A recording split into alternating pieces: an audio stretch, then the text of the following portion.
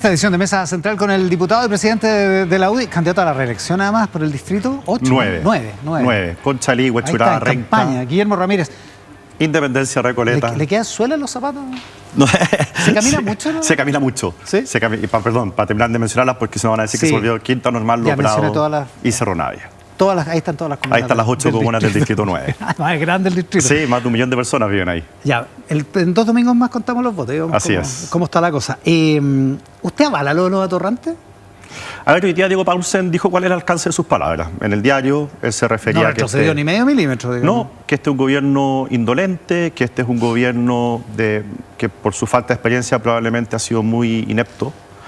Y él lo que quería era transmitir eso. Y creo que sus palabras tienen eco absolutamente con lo que ocurre en la calle. Ahora, las formas también importan, digamos. Sí, yo entiendo. De alguna manera informan el fondo. Yo entiendo que la izquierda haya tratado de darle como una especie de tinte clasista. Pues sí, es clasista. Usted no le dice atorrante a cualquiera. No, yo generalmente tengo un estilo distinto. Tú me conoces, yo describo las cosas más que las califico. Ya. Pero creo que en rigor hoy día hemos aprendido que atorrante significa vago, significa flojo, vagabundo, claro. Y que eso de cierta forma calza con lo que hemos visto del gobierno. Y o sea, usted lo respalda, digamos. Sí, yo lo respaldo. Creo que al final, ¿sabes lo que pasa, Iván? En derecho, aquí me sale la formación de abogado. Cuando la negligencia es muy grave, cuando la culpa es muy grave, ya empieza a parecerse al dolo, a la mala intención. Y cuando tú tienes un gobierno que no es capaz de calcular las cuentas de la luz, no una, sino 2 veces mal, cuando todos los presupuestos han tenido errores, cuando ninguno debería haberlo tenido respecto a la estimación de ingresos. El mal cálculo del gobierno es una vez, la otra vez calculó mal una empresa. Pero bueno. Y así, uno puede... El FES, esta semana. Entonces, al final uno dice, ya, este gobierno tiene un nivel de negligencia que es absolutamente incomparable con el de cualquier otro gobierno y por eso yo creo que se merece este tipo de Una cosa es hablar críticas. de dolo, una cosa es hablar de ineptitud, otra cosa es hablar incluso de mala intención, pero otra cosa es decir atorrante porque es un tipo de lenguaje como el de los parásitos. A usted le molestó lo de los parásitos también, o en fin, por el tipo de lenguaje, y es raro que la candidata, que denunció una campaña asquerosa, haya avalado también eso. Sí, yo creo que estamos hablando de dimensiones distintas. Una cosa es, tú puedes estar de acuerdo o no con un calificativo, la otra es usar redes, pagar eventualmente y empezar a inventar de que una candidata tiene Alzheimer o lo que fuere. Sí, parece cosas de otra entidad, pero... Que es derechamente falso. Ya, acá uno puede discrepar y además dando la cara versus no dar la cara. Una campaña muy edificante, digamos. No, andar tratando de... Está bien, yo siempre prefiero la discusión de las propuestas porque además creo que en ese plano nosotros ganamos. Creo que tenemos mejores propuestas y mejores equipos. Pero la verdad es que lo de Diego Paulsen finalmente yo creo que interpreta a mucha gente. Ahora, y no creo que haya mentido. ¿Y usted cree que por eso es una buena herramienta de campaña? Porque, o sea, si la gente no le gusta el gobierno ya... No vamos a descubrir acá que cada uno tiene sus estilos distintos. Pues, no, si no me refiero al estilo, me refiero a la estrategia de campaña. ¿Por qué ir contra el gobierno? Es que no es una estrategia de campaña. Nadie dijo en la reunión previa, oye, cuando salgamos de aquí, trata de atorrante al gobierno porque eso nos va a tener hablando 3 días. No, eso no está planificado de esa manera. La verdad es que uno tiene la esperanza de que las cosas se planifiquen de mejor manera. A lo mejor uno tiene muy buena opinión de los comandos. Sí, bueno, esa es una discusión que yo alguna vez tuve cuando vivía en Estados Unidos con Andrés Velasco. Coincidíamos en que la gente cree que las cosas son mucho más planificadas en política de lo que en verdad son. Y mucho mejores. Pero no, la crítica al gobierno es justa hacerla. La forma, bueno, depende del vocero. Yo creo que la crítica es justa. Ahora, ¿realmente cree que el presidente eligió a Kast como contendor para la segunda vuelta? ¿Usted realmente cree esa tesis? Yo no sé si eligió a Kast como contendor, pero uno habla con los parlamentarios en el Congreso y evidentemente que ellos preferirían competir en segunda vuelta con Kast que con Evelyn Matei. Eso está claro.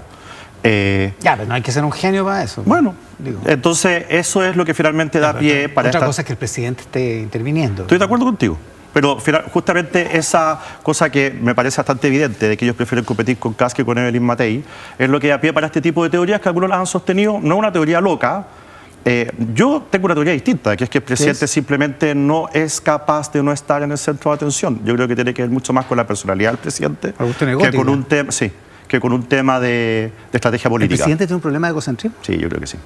Yo creo que no tolera estar en el centro del debate siempre y en el centro de atención. Hay una campaña presidencial, se habla de los candidatos presidenciales, no del presidente en ejercicio, empieza el síndrome del pato cojo. Y la verdad es que creo que tiene más que ver con eso. Esta semana no lo quiero sacar a la colación expresamente, pero ocurrió algo así cuando se ausentó de una actividad y explicó que era porque se iba a ir a despedir de una amiga. Esas cosas a mí me llaman la atención. Creo que al presidente le gusta cómo hacer noticias de lo que hace, lo que no hace, a dónde va. Está tratando de ponerse permanentemente en el centro de atención y creo que esto puede ser algo así.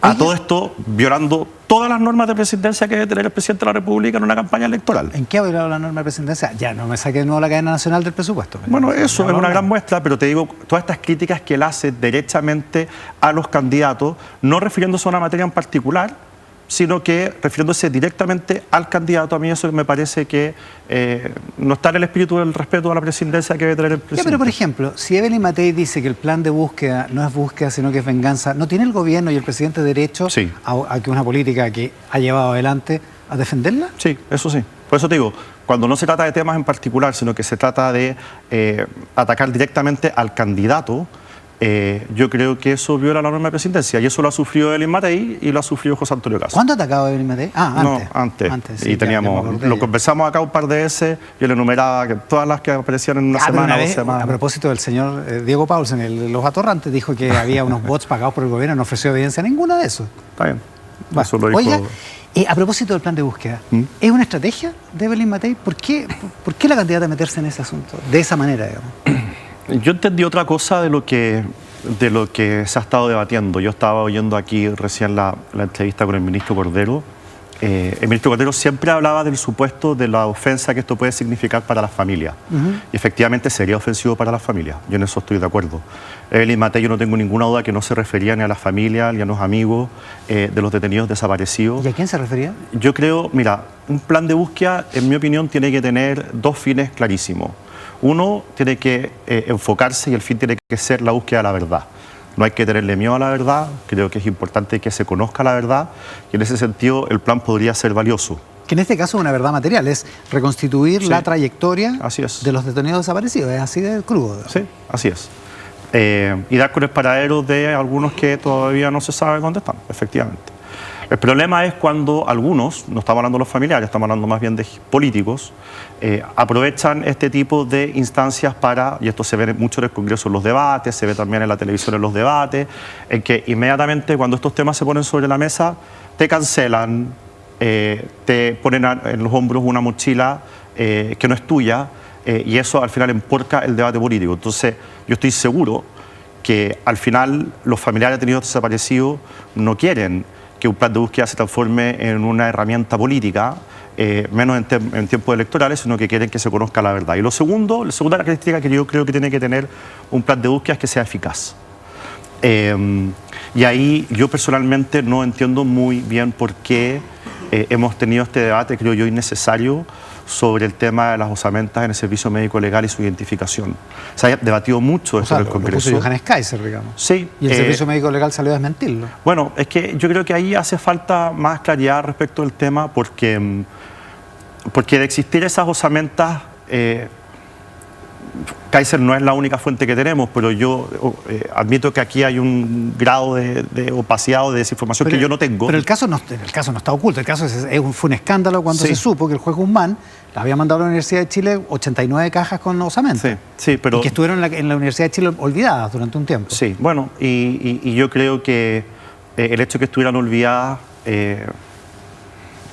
¿cómo decirlo? Entorpece la búsqueda de la verdad, que es lo que a todos nos interesa. Entonces yo creo que un plan de búsqueda tiene que echar mano a todas las herramientas que tiene para que sea realmente eficaz. Ahora, y yo creo que cualquiera podría estar de acuerdo con estas 2 cosas que estoy diciendo, que sea para buscar la verdad, no para manipular el debate, y que sea eficaz. Y yo creo que Evelyn Matei eso es lo que está proponiendo y a eso se refiere. Ahora, dicho eso, aparentemente alguna gente de centro izquierda, gente que acaba de hacer una carta que a algunos les dolió, les costó hacerla, de esa gente de centro izquierda que va a votar por Evelyn Matei, y que se manifiestan como algo desconcertados porque la candidata ahora parece estar en una cuestión que para ellos es extremadamente sensible. Para la gente de centro izquierda esto es un tema capital. Sí, y por eso lo primero que yo te comentaba es que Evelyn Matei jamás se ha referido a los familiares o a los cercanos de los detenidos desaparecidos. Ella en esta política O sea, en esta materia ha tenido una sola opinión respecto a la necesidad de llegar a la verdad y que las violaciones de los derechos humanos son siempre condenables en cualquier lugar y en cualquier época y que esto no se puede volver a repetir. Entonces, claro, cuando uno dice algo que se puede malinterpretar y ahí uno podrá rectificar por haberse expresado mal, claro, puede generar este dolor y este daño. Yo estoy seguro que esa no es la intención de la candidata. Tenemos que ir al corte, pero la candidata, ¿es esperable que la candidata lo aclare? Más allá de lo que está diciendo usted. No lo sé, quizás sí. Bueno, usted o otros periodistas van a tener la oportunidad de preguntárselo y ella va a tener la oportunidad probablemente de aclararlo. Estamos con Guillermo Ramírez, presidente de la UDI, diputado. También vamos a la pausa y volvemos de inmediato con el resto de esta entrevista. Pero también ya estamos con Guillermo Ramírez, diputado, presidente de la UDI. Algunas encuestas ahora que estamos en veda. ¿Usted está de acuerdo con la veda de la encuesta, no? La verdad, creo que no es un tema tan relevante. Por un lado, la veda es poco eficaz porque igual se filtran las encuestas y al final uno no sabe qué información es verídica o qué información es falsa. Pero por otro lado, guardo la secreta esperanza de que, habiendo veda de encuestas, podamos hablar de otras cosas distintas a las encuestas en los programas políticos. Ya, pero yo le voy a preguntar igual. Le voy a preguntar igual. Pulso Ciudadano pone quinta a Matei. Sí. La Cosa Nostra la pone segunda, o en empate técnico en el segundo lugar. Sí, hay mucha dispersión. Como tú bien dices, hay encuestas, hay una en donde aparece segunda, hay otra donde aparece quinta, en la mayoría aparece tercera, hay una en que aparece cuarta. Mira, la verdad es que de lo que hemos visto los últimos días hay dos cosas que me parecen muy interesantes. La primera es que más allá de las encuestas que aparecieron el día viernes, que son Black and White y La Cosa Nostra, en que dan una especie como de empate entre los tres candidatos de derecha, ayer para el Ciudadano de la UDD dice algo que es bien interesante. Dice que en el votante habitual, en el que suele ir a votar, hay un empate entre Evelyn Matei y José Antonio Kast. Hace 2 semanas la diferencia era de 5 puntos en favor de José Antonio Kast. ¿Por qué a mí me parece esto interesante? Porque al final esta es una elección que por lo visto la van a decidir las personas que están obligadas a ir a votar. Y las personas que están obligadas a ir a votar son personas que obviamente tienen menos interés en la política, por eso no irían a votar, no son consumidores de política en los medios de comunicación y toman la decisión muy al final respecto de por quién van a votar. Una semana antes preguntan en la casa por quién vaya a votar tú, discuten con los amigos, en el trabajo y toman una decisión. Y eso es lo que hace que finalmente hoy día tengamos tanta diferencia entre distintas encuestas respecto de cuál es el lugar que ocupa cada candidato y también lo que hace que esto esté abierto. Yo estoy absolutamente convencido que está abierto. Ya, o sea, esto no está, quedan 2 semanas y no está jugado. No, y es lo que dicen además los representantes de las encuestadoras más importantes. Y lo segundo que me parece muy interesante y algo preocupante es que este ascenso que ha tenido Johannes Kaiser y esta caída que ha tenido José Antonio Kast, que explica que nos hayamos pegado los 3 candidatos de derecha, está aumentando la distancia de nuestros candidatos de derecha con Janet Jara. Y la verdad es que la segunda vuelta es otra elección, eso lo aprendimos hace 4 años. ¿Y si la distancia con Jara es mucha, se pone cuesta arriba? Se puede poner un poquito cuesta arriba. Yo todavía puedo dormir tranquilo, pero creo que es algo que hay que mirar con atención. Y yo lo he dicho 100 veces en los mejores momentos y lo digo ahora en que las cifras se están agrandando. Estas cosas no hay que subestimarlas y hay que tomárselas en serio. Cuando decimos se pone un poquito cuesta arriba, ¿usted le ve chance a Jara de ganar en segunda vuelta? Siempre hay chance. Y yo quiero recordar simplemente que hace 4 años, antes de la primera vuelta, cuando las encuestadoras ponían el escenario Kast-Boric, antes de la primera vuelta, Kast siempre le ganaba a Boric. En segunda, digo, cuando se ponían en ese escenario.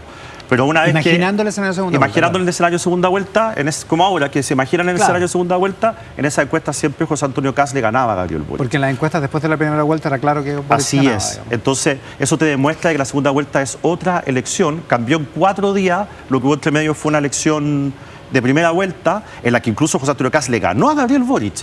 Y aún así, al lunes siguiente, tú ya tenías en todas las encuestas que Gabriel Boric ganaba en segunda vuelta. Me asusta que algo así ocurra si es que Janet Jara nos saca 10 puntos de ventaja. Johannes Kaiser le da una entrevista hoy a La Tercera, a la periodista Eugenia Fernández, y reivindica la agenda valórica, dice que Kast ha mantenido un silencio por conveniencia en este asunto, y le pregunta a Eugenia Fernández si entraría un gobierno de Kast. Y dice es un tema que se va a debatir después de la segunda vuelta con las cartas y las posiciones políticas sobre la mesa. Y le pregunta, ¿y sería a cambio de algo? Y dice, siempre voy a exigir que se avance en la agenda política que consideramos correcta para Chile. No a cambio de cargos, a cambio de agenda.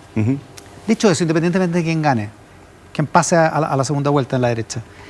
¿Usted cree que podría Chile Vamos gobernar con Kaiser en este contexto, con esa exigencia de agenda?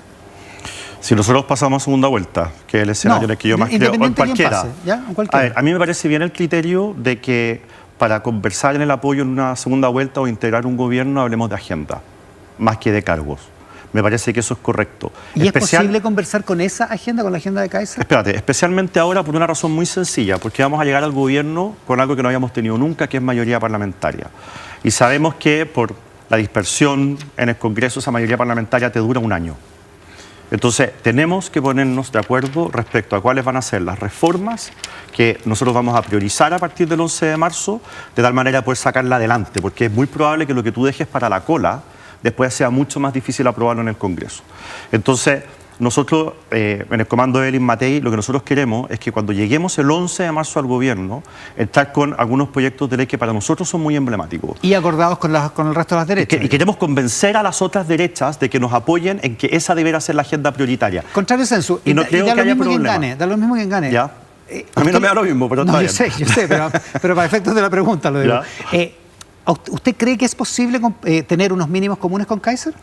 Yo creo que podemos convencer a Johannes Kaiser para que nos apoye, o en el caso hipotético e improbable que usted me pone de que él pase segunda vuelta, convencerlo de que... O si pasa Kast, digamos. O Kast, de que los primeros proyectos tienen que ser para crear la Policía Militar Fronteriza, cuya única misión tiene que ser que nadie entre o sale de Chile si no es por un paso habilitado. Ya, no lo ve tan lejano. Bajar impuestos. Estudiar bien los recortes y las reasignaciones dentro del presupuesto, cambiar el sistema político, en fin, hay 10 cosas que son urgentes, en las cuales hay que priorizar 5 para el primer día y meter esos 5 proyectos de ley al Congreso, y yo creo que no debiera ser tan difícil ponernos de acuerdo. Y ahí es ahí donde yo al final tengo fe en que Evelyn Matei, que es capaz de abarcar un abanico grande de la sociedad, tratar de aunar este 62%, puede ser lejos la más eficaz para poder sacar estas cosas adelante rápido. Vamos a ver cuán grande es el abanico en 2 semanas más. Bueno. Oiga, el ministro Grau, hablemos de presupuesto, usted es presidente de uno de los partidos más importantes de la oposición y del país. El ministro Grau en Tele 13 Radio esta semana dijo, en la medida en que la visión mayoritaria de la oposición que nos ha permitido lograr grandes avances en este gobierno, le hace Chile Vamos, digamos, sea la que prime en el debate, vamos a tener posibilidad de tener un acuerdo en la ley de presupuesto. Ascanio Cavallo lo llama en su columna hoy un caramelo tóxico para Chile Vamos, porque precisamente la otra derecha les saca en cara que ustedes llegan a acuerdo, que son la derecha cobarde. Sí. No sé qué. El problema con el presupuesto no es si nosotros estamos o no estamos disponibles para llegar a un acuerdo. El problema es que es un mal presupuesto.